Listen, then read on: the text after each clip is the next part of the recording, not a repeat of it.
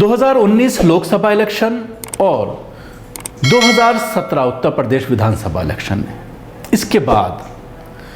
तमाम secular party का जो रवैया मुसलमानों के प्रति है और मुसलमानों को जिस तरह से सियासी तौर पर अछूत बना दिया गया है, जिस तरह से तमाम ही सेकुलर पार्टियों में मुस्लिम लीडरशिप का फुकदान है, मुस्लिम लीडरशिप बिल्कुल ख़त्म होती चली जा रही है। सबसे बड़ी सेकुलर पार्टी कांग्रेस,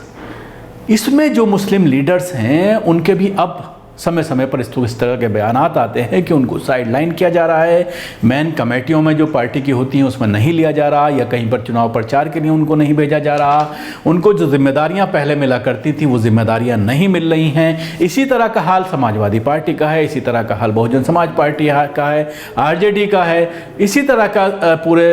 अभी जिस तरह से वेस्ट बंगाल में इलेक्शन चल रहे हैं वहाँ की अगर हम बात करें ममता बनर्जी की पार्टी का भी कमोबेश यही हालात हैं। मंत्री तो है मुस्लिम, लेकिन वो किसी काम का नहीं है, उसको किसी तरह की पावर्स नहीं दी गई हैं। अब ये देखने में आ रहा है कि तमाम राज्यों में, चाहे वो बिहार की बात करें, बंगाल की बात करें, राजस्थान की बात करें, जहाँ जहाँ पर भी सरकारें हैं, तो वहाँ पर ये देखने में आ रहा है कि मुख्यमंत्री तमाम एमएलएस को, तमाम मंत्रियों को पूरी तरह से अछूत बना कर रखते हैं और ज़्यादातर फैसले अपने ज़रिए, अपने ऑफिसरों के ज़रिए वो करते हुए नज़र आते हैं। यही हाल बंगाल का देखने में आया है कि मुस्लिम लीडरशिप को बिल्कुल अछूत बना दिया गया है ममता बनर्जी के ज़रिए भी। अभी जिस तरह से उत्तर प्रदेश में पंचायत इलेक्शन हो रहे हैं,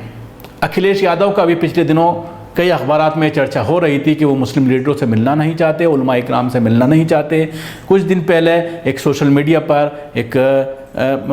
अखिलेश यादव का बयान वायरल हो रहा था जिसमें उन्होंने अलीगढ़ मुस्लिम यूनिवर्सिटी के साथ मुस्लिम वर्ड लगाने से हिचकिचाए, अलीगढ़ विश्वविद्यालय लिखा, बनारस हिंदू यूनिवर्सिटी को बनारस हिंदू यूनिवर्सिटी लिखा, जिसको लेकर कई तरह के सवालात खड़े हुए।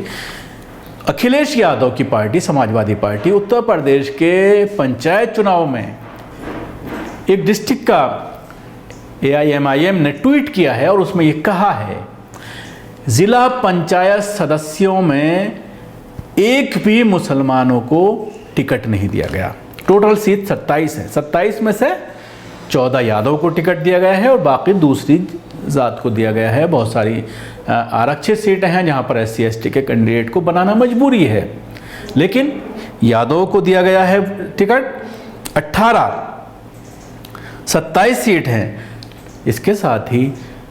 पूरी कॉन्स्टिट्यूएंसी की अगर हम बात करें, फिरोजाबाद डिस्ट्रिक्ट की अगर हम बात करें, तो 4 लाख वोटर हैं, जिसमें से 3 लाख मुसलमान हैं, 1 लाख गैर मुस्लिम हैं, लेकिन टिकट नहीं दिया गया। 3 लाख मुसलमानों पर एक भी मुसलमान को टिकट नहीं दिया गया। तो सवाल यही खड़ा होता है कि विधानसभा अगले साल होने वाली है, अखिलेश यादव क्या योगी आदित्यनाथ के नक्शे कदम पर चलकर मुसलमानों को पूरी तरह से साइडलाइन करके हिंदुत्व के जरिए नैया पार लगाना चाहते हैं अपनी पार्टी की? क्योंकि अभी पीछे जिस तरह से अखबारों में ये बात सामने आई कि अखिलेश यादव से कई उलमा इकराम ने मिलने का वक्त मांगा, लेकिन उन्होंने वक्त देने से इनकार कर दिया, किसी से भी उन्होंने मिलने से मना कर दिया और खुलकर वो जो है मुस्लिम इश्यूज़ पर सामने नहीं आ रहे हैं। आज़म खां जिस तरह से कई बरसों से जेल के अंदर हैं, उनका बेटा, उनकी पत्नी, बहुत ज़्यादा दबाव पड़ने के बाद, बहुत ज़्यादा हंगामा होने के बाद कि आज़म खां को पार्टी जो है आज़म खां का साथ नहीं दे रही है, आज़म खां के साथ पार्टी नहीं खड़ी हुई है, जब ये दबाव बना तो उसके बाद पिछले दिनों रामपुर से एक पदयात्रा उनके ज़रिए निकाली गई और उसके बाद अपना फ़र्ज़ अदा कर लिया गया। लेकिन जहाँ तक मुस्लिम लीडरशिप का सवाल है, जहाँ तक मुसलमानों को टिकट दिए जाने का सवाल है, तो अब ये देखने वाली बात होगी कि विधानसभा में किस तरह से जो इनकी लिस्ट है वो आती है और किस तरह से मुसलमानों को नुमाइंदगी दी जाती है, किस तरह से मुस्लिम वोटर्स को लुभाने की कोशिश की जाती है। अभी तक जो देखने में आ रहा है वो यही है कि तमाम पार्टियाँ मुसलमानों से कन्ने काट रही हैं, मुसलमानों को सियासी तौर पर, मुसलमानों को राजनीतिक तौर पर पूरी तरह से अछूत बनाने की जो एक साजिश है, उसमें कहीं ना कहीं ये पार्टियां कामयाब होती हुई नज़र आ रही हैं और बीजेपी के 2019 के जीतने के बाद मोदी के इसमें ज़्यादा शिद्दत आई है। शुक्रिया आपको। हमारा प्रोग्राम कैसा लगा ज़रूर बताएं। हमारे यूट्यूब चैनल को सब्सक्राइब करना ना भूलें, इसके साथ ही बेल आइकन ज़रूर दबाएं। धन्यवाद। सभी अहम खबरों के लिए न्यूज़ MX को सब्सक्राइब करें, साथ ही बेल आइकॉन को जरूर दबाएं। लाइक, शेयर, कमेंट करना ना भूलें।